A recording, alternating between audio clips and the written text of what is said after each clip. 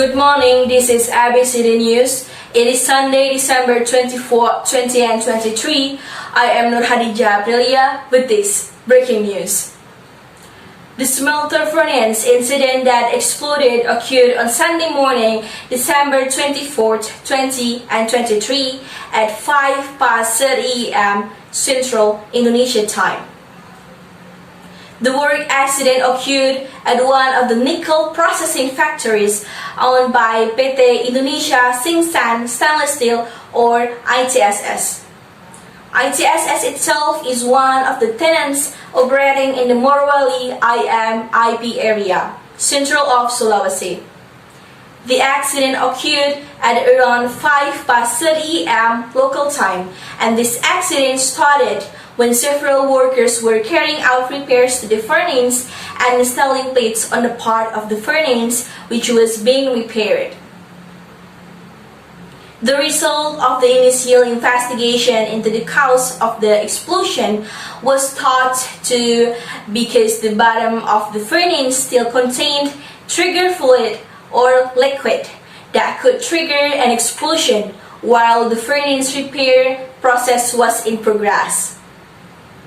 Meanwhile, while the furnace repair was being carried out, an explosion occurred at a location where there were many oxygen cylinders used for welding and cutting furnace components. As a result, the first explosion ignited several oxygen cylinders which were around the area and joined and exploded. Based on the information we obtained, the furnace fire was successfully extinguished at 10 Central Indonesia time. The workers who were victims of the accident were taken to clinics of PT Indonesia Morowali Industrial Park or IMIP. Preliminary information gathered from the clinics as of 10 a.m. The current number of victims is 51 people, 13 of whom died and others suffered serious injuries to minor injuries. From the result of the information provided by Central Sulawesi Regional Police Chief Inspector General Agus Sugroho, there were 13 workers who died. 5 of them were foreign workers and the rest were Indonesian workers. Currently, the victims have been treated at the company clinic and will be referred to the Morowali Regional Hospital to receive more intensive treatment.